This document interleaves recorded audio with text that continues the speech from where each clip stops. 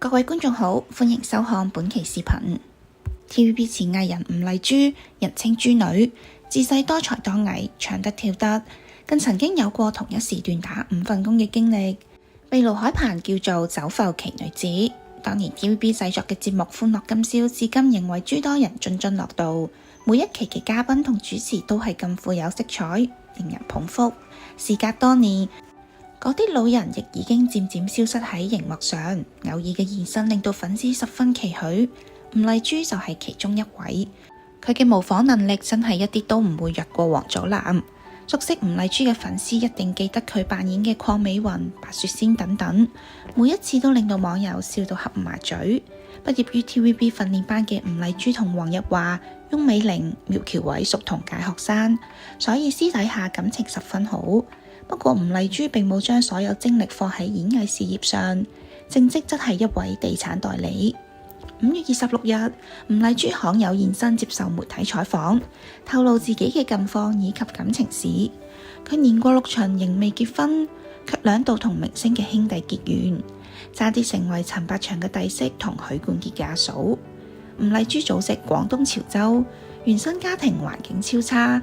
據悉吳麗珠自細就經歷父母離婚，所以對婚姻睇得十分淡，再加之父親爛賭，使得吳麗珠嘅童年就好似一場噩夢一樣。而且屋企兄弟姊妹好多，佢6歲嘅時候父母離異，佢同其他4個兄弟姊妹跟住父親，另一個姐姐跟住母親，仲有一個阿妹跟着舅父。吳麗珠排行老4，又係女仔，用佢嘅說話講，唔值租，童年食過唔少苦，一早養成獨立性格。佢6歲就一個人坐巴士1個幾鐘去返學，父親去越南工作，佢跟住繼母一齊生活。只要有人追債，就匿到床底下。因為交唔夠學費，吳麗珠喺學校遭受老師嘅白眼懲罰，仲試過去超市偷麵。不過老闆嚇佢，佢掉頭就走啦，麵都冇攞。窮苦缺愛嘅童年令到佢發奮努力，誓要改變命運。我唔會睇小俾人睇，亦從來唔會少睇人，成為吳麗珠嘅做人原則。佢返學嘅時候成績中等，但係一名運動健將。因為父母嘅關係，吳麗珠有機會留連夜總會，慢慢學識咗唱歌跳舞。小小年紀嘅佢就有強烈嘅賺錢意願。12歲喺港大舉行 party 賺到第1桶金，16歲去唱片公司做銷售員，又去製衣廠從事染布工作，以及喺飛利浦公司做電話接線生。晚黑嘅時間佢亦都唔放過，報讀咗無綫第9期藝員訓練班，同翁美玲、黃日華、苗僑偉等人做同學。最高峰嘅時候，佢同時有5個兼職。吳麗珠最初入行冇機會拍戲，為體育世界主持外景，之後拍咗人生第1套劇《親情》。適逢歡樂今宵節目組招歡樂小姐，女藝員冇人想去，吳麗珠主動請纓，演出9個月後轉正，花咗一啲時間成為節目台柱之一。佢原生性格自卑，但藝員訓練班嘅經歷成為人生轉折點。無論跳舞、拍戲，抑或係配音，佢科科都可以攞高分，並得到導師劉芳剛嘅讚賞。咁令到佢漸漸培養出咗自信，亦係訓練班嘅磨練激發出咗佢善模仿嘅天賦。佢喺節目嘅金像獎歌曲頒獎典禮環節多次模仿名人，包括鄺美雲、李美鳳、白雪仙以及張小偉等人，惟妙惟肖嘅表演一度成為節目話點。後來歡樂今宵劇組要從藝人當中挑選歡樂小姐，吳麗珠深知機會不容錯失，於是就無遂自薦，並通過努力慢慢成為台柱。吳麗珠當時喺無綫樣貌身材唔屬上乘，但模仿功力絕對高人一籌。佢很琢磨，善於揸人物特徵，現場又放得開。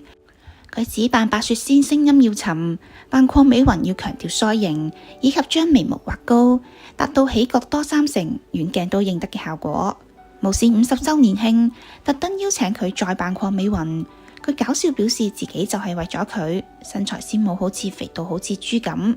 最絕嘅一幕係扮演張小慧，佢喺化妝間意識到對方係對眼，但唔係鬥，而只係因為眼大先至有啲對。當年無綫編劇台詞非常頂，出嚟嘅效果好到當事人發律師函俾無綫。當然吳麗珠為電視台貢獻咗收視率，電視台亦都幫佢將麻煩搞掂。佢淡出演藝圈後，仲被亞視高層邀請加盟香港亂噏節目組，扮演政壇名人。節目播出10幾期，效果依然驚人，收視率一度攀升。吳麗珠有2段知名戀情，第一段係同陳百祥嘅胞弟陳百新，兩人當年同為藝員訓練班同學，正值18、19歲嘅年紀。吳麗珠當時仲有位男朋友，日日接佢落課，結果因為佢攤牌，男友好嬲，仲將車撞咗。吳麗珠做事一向認真，覺得唔適合就要講清楚。佢同陳百新一談就係8年幾，忽然有一刻發現對方並唔適合自己，於是決定分手。我知道佢好難受，我哋冇第三者，所以對唔住，可能緣分盡咗。就咁樣兩人分開。後來佢同攝影師許冠傑嘅二哥許冠武行埋咗一齊，兩人喺埋一齊12年，有計劃到拉斯維加斯結婚。近年主婚人都揾好咗，就喺嗰個時候，吳麗珠突然轉行做咗地產。見識到外面嘅世界後，佢忽然意識到對方並唔適合自己。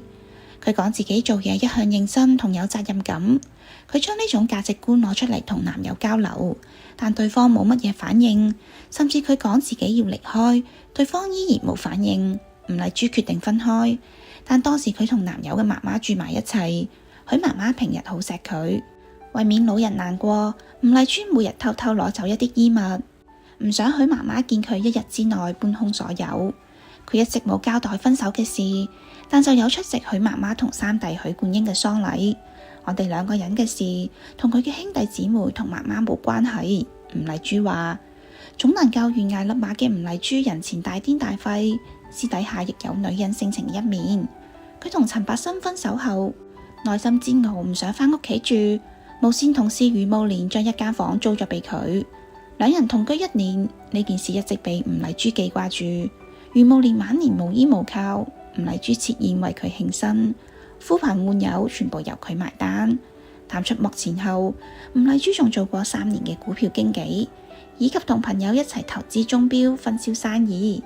佢偶爾亦都參加幕前演出，間中客串一啲影視作品，以及參與幕後製作嘅工作。2018年，佢以特邀演員身份喺處境劇《愛回家之開心速遞》中露面，令到唔少老觀眾欣喜留言，希望佢多多客串。近年，吳麗珠仲報讀網紅課程，希望學習直播帶貨嘅知識，搵機會北上發展。吳麗珠喺演藝圈人緣唔錯，唔單止有一眾老藝人朋友，仲同佘詩曼媽媽、古天樂媽媽交好。喺一眾戲骨中間，佢容貌身材均保持上佳，唔少香港網民指一眼就認得出佢，指佢係好戲之人。吳麗珠性格開朗健談，50、60歲仍不乏異性相約，佢亦就落得拍下散拖，其中不乏德國人、美國人、意大利人同新加坡人。喺吳麗珠嘅印象中，外國人比中國人浪漫，幾乎每日都講我愛你，我掛住你，一日要講4、5次。不過佢就覺得好悶，好難頂，文化差異克服唔到。當下佢暫無結婚打算，但就落得同時約幾個人，更自然目前係人生最高境界，戒酒唔戒色。佢約會淨係當朋友打發一下寂寞，想必真係要談婚論嫁，佢又會變得謹慎起身。吳麗珠指佢聽講賈思樂姐都72歲啦，仲喺外國結婚，猶豫佢嘅強心針。總之有人約又合適，佢就唔會拒絕。